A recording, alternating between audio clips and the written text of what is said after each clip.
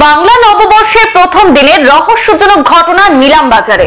সাত সকালে দত্তগ্রামের মন্দিরে উদ্ধার সন্দেহজনক মাংসপিণ্ড। খবর পেয়ে তাৎক্ষণিক ঘটনাস্থলে উপস্থিত নিলামবাজার পুলিশ।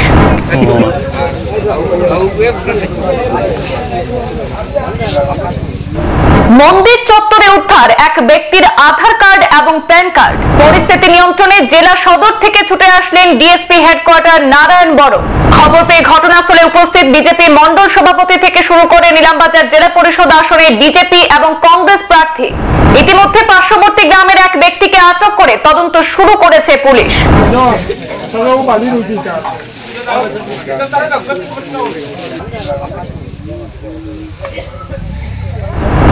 ঘটনার বিবরণে জানা গেছে, নিলামবাজার থানা এলাকার দত্তগ্রাম ভৈরববাড়ি মন্দিরে সাত সকালে রহস্যজনক মাংসের টুকরো দেখতে পেয়ে সেখানে জড়ো হতে থাকেন স্থানীয়রা।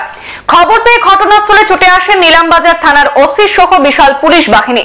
পুলিশ স্থানীয় ভেটেরিনারির সহযোগে রহস্যজনক সেই মাংসের টুকরো উদ্ধার করে পরীক্ষার জন্য পাঠায়। পুলিশি তদন্ত চলাকালীন ঘটনাস্থল থেকে পার্শ্ববর্তী শিলুয়া গ্রামের ফকর উদ্দিনের আধার কার্ড এবং প্যান কার্ড উদ্ধার হয়েছে, যার পরিপ্রেক্ষিতে ফকর উদ্দিনকে আটক করেছে পুলিশ। এদিকে তাৎক্ষণিক খবর চালু হতে ঘটনাস্থলে উপস্থিত হয়েছেন দক্ষিণ করিমগঞ্জ মন্ডল বিজেপির সভাপতি অভিজিৎ দাস, উপসভাপতি দীপঙ্কর দাস, নিলামবাজার জেলা পরিষদ আসনের বিজেপি প্রার্থী অভিজিৎ রায় এবং কংগ্রেস দলের প্রার্থী বিপ্লব দাস সহ অন্যান্যরা। এই ঘটনায় এলাকার শান্তি সম্প্রীতি বজায় রাখার পাশাপাশি তদন্তের মাধ্যমে প্রকৃত দোষীকে বের করে বিহিত ব্যবস্থা নেওয়ার আহ্বান জানিয়েছেন প্রত্যেক জনপ্রতিনিধিরা। আজকে আমরা সকালে ঘুম থেকে উঠেই মর্নিং খবর পেলাম যে এখানে বাসাবাড়িতে দত্তগ্রাম বাসাবাড়িতে কিছুটা অপ্রীতিকর পরিস্থিতির সৃষ্টি হয়েছে। বিশেষ করে আই থিঙ্ক সেটা যদিও ক্লিয়ারলি বলা হয়েছে না, গমাংস নিয়ে কিছু একটা হয়তো বাসাবাড়িতে রাখা হয়েছে।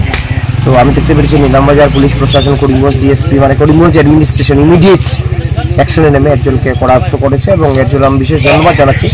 কারণ যত তাড়াতাড়ি এই ধরনের কালপ্রিটকে অ্যারেস্ট করা সম্ভব হবে, সমাজে শান্তি শৃঙ্খলা বজায় থাকবে। সকালবেলা ধরো 6:30টার সময় আমার কাছে একটা ফোন এসেছিল।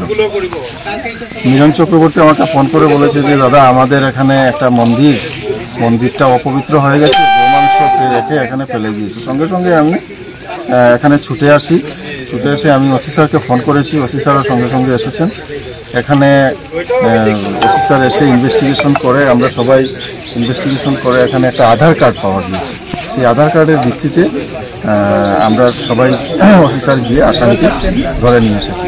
কিন্তু এই ঘটনাটা আমি ধিক্কার জানাই। আজকে পয়লা বৈশাখ, আমাদের সনাতনীদের একটা হিন্দু ধর্মের একটা রীতিনীতি মেনে আমরা সবাই আজকে পূজা অর্চনা করব, সবাই ঘরে থাকবো, কেউ মন্দিরে যাবে, কেউ দোকানপাট আছে।